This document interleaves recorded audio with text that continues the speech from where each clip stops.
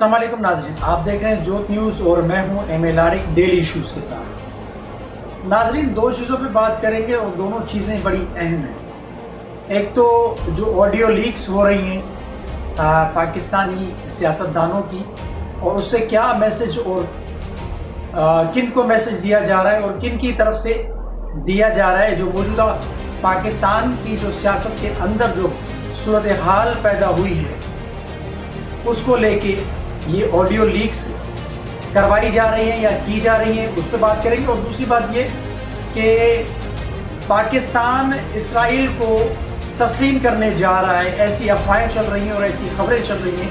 और इसराइल के सदर ने भी एक तस्दीक कर दी है कि मुलाकात हुई है पाकिस्तानी वफद की मेरे साथ। उस पर भी बात करेंगे, आया कि इसमें कितनी सच्चाई है और इसके पीछे क्या मुहर्रिकात हैं या हकीकत क्या है, आया कि ये हकीकत भी है या सिर्फ और सिर्फ एक अफवाहें। तो चलते हैं, बात शुरू करते हैं। सबसे पहले तो देखें, जो पाकिस्तान की सियासत है वो दिन ब दिन एक नया मोड़ और एक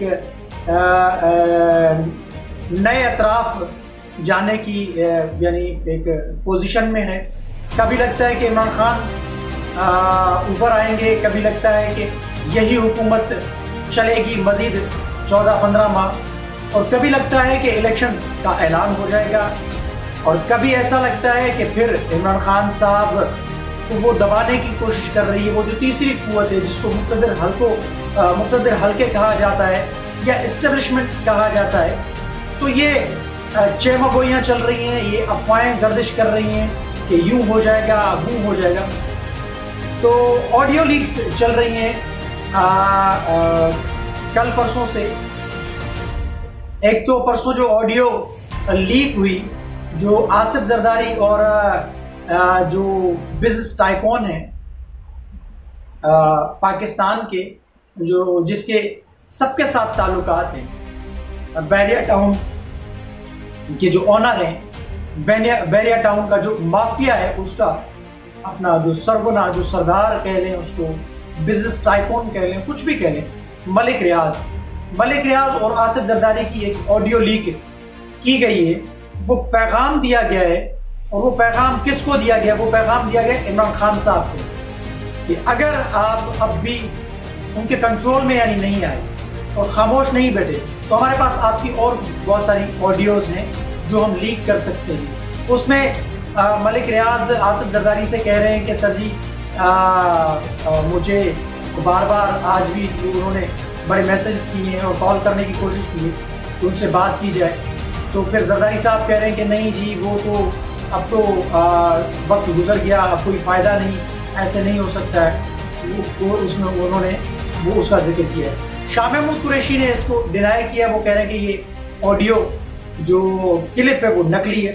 लेकिन शहबाज शरीफ साहब जो है वो इसको असली करार दे रहे हैं। और ये शहबाज शरीफ साहब की जो पाकिस्तान के वज़ीर आज़म, उनकी ये ट्वीट भी चल रही है, आपकी स्क्रीन पे ये भी देखें।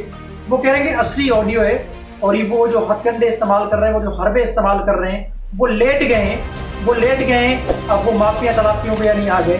ये ट्वीट चल रही है मियां शहबाज शरीफ की, जो पाकिस्तान के वज़ीर आज़म। एक तो ये इमरान खान साहब को पैगाम दिया गया कि यानी आप अपनी लिमिट क्रॉस ना करें, हद में रहें, और जो मजीद आप अगर इन चीज़ों को खरीदेंगे तो हमारे पास आपकी बहुत सारी ऑडियोज़ पड़ी हैं, वीडियोज़ पड़ी हैं, हम लीक भी कर सकते हैं आपके हवाले से।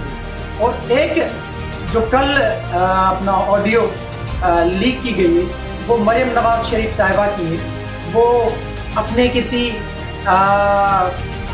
मेंबर से, पार्टी के या किसी सरकारी ओहदेदार से बात कर रही हैं। वो कह रही हैं कि मैं मीडिया को मैनेज कर रही हूं तो मुझे क्यों रोका जा रहा है, और मैं इंडिपेंडेंट काम करना चाह रही हूं, मैं आपके ऊपर डिपेंडेंट थोड़ी हूं।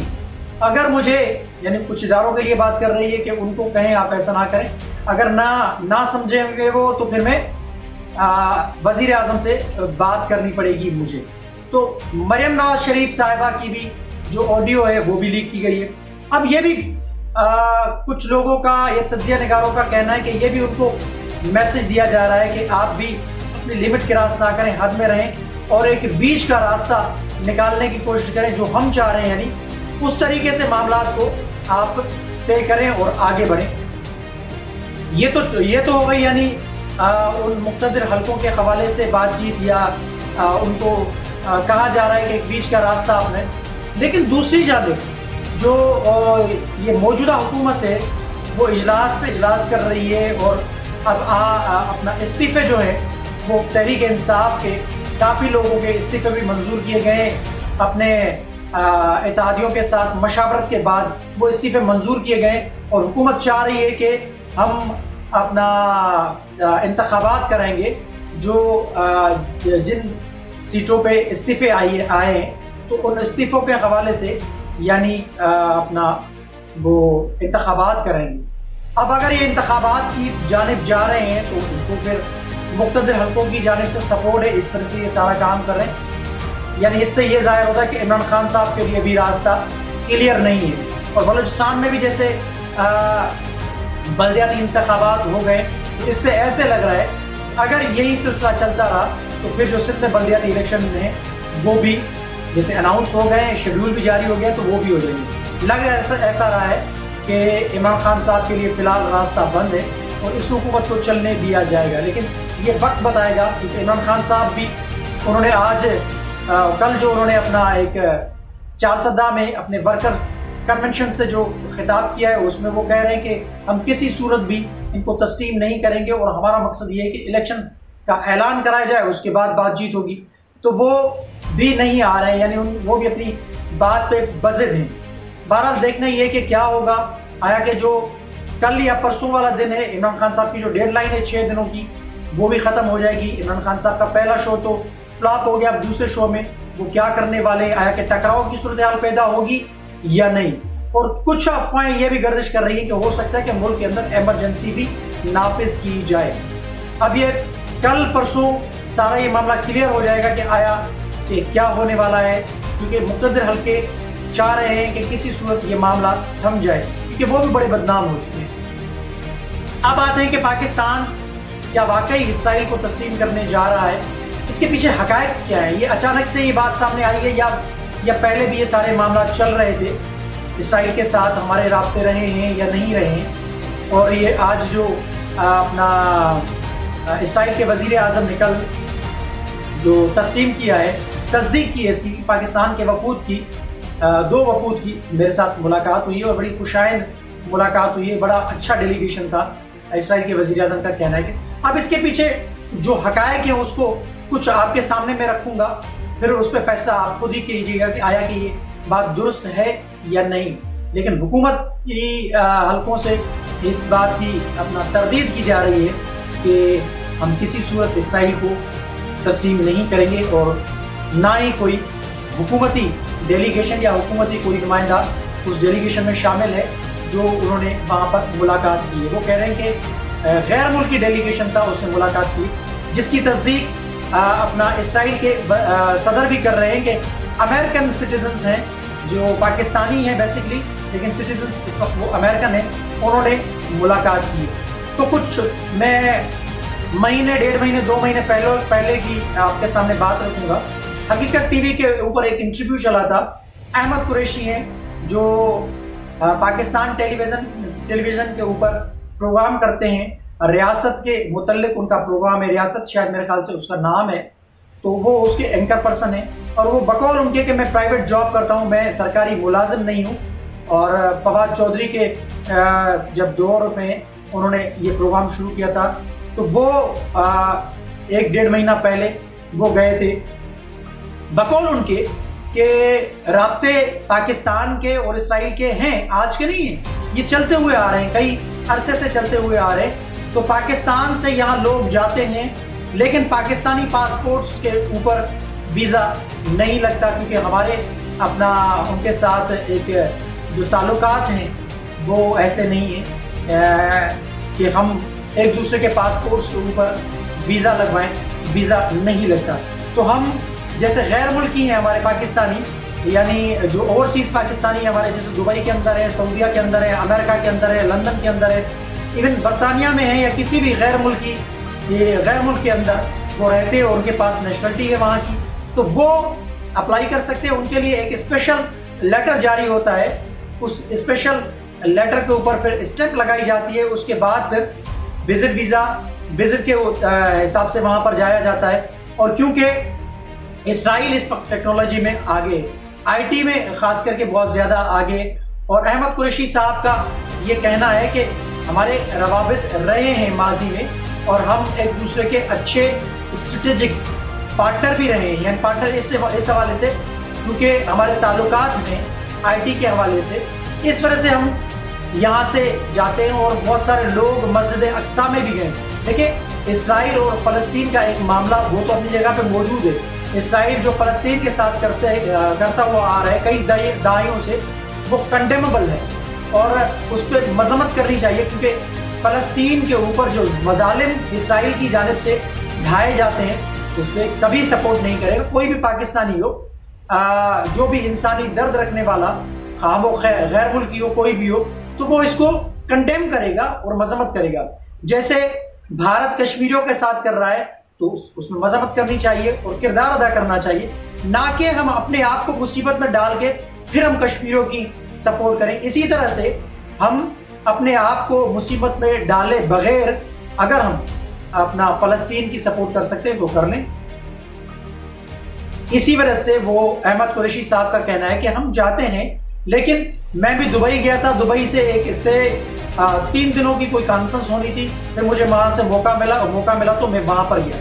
یعنی بقول احمد قریشی کے جو انہوں نے انٹرویو دیا تھا حقیقت ٹی وی کو، اس میں کہ پاکستان کے رابطے ہیں اور پاکستان وہاں پر جاتا ہے، اور کیونکہ پاکستان کے آئین کے اندر کہیں بھی یہ نہیں لکھا کہ آپ کسی ملک کے اندر نہیں جا سکتے، پاکستان کے آئین کے اندر یہ آزادی ہے، ہر پاکستانی سٹیزنز کو یہ آزادی ہے وہ دنیا کے کسی بھی ملک میں جائے، اگر اس کو ویزا ملتا ہے تو بالکل وہ جائے، لیکن اسرائیل کا ویزا آپ کو نہیں مل سکتا۔ اس کے لیے اگر آپ دبئی کے، سعودی کے یا کسی اور ملک میں آپ کے پاس نیشنلٹی ہے وہاں کی، تو وہاں اس کے تھرو آپ جا سکتے ہیں۔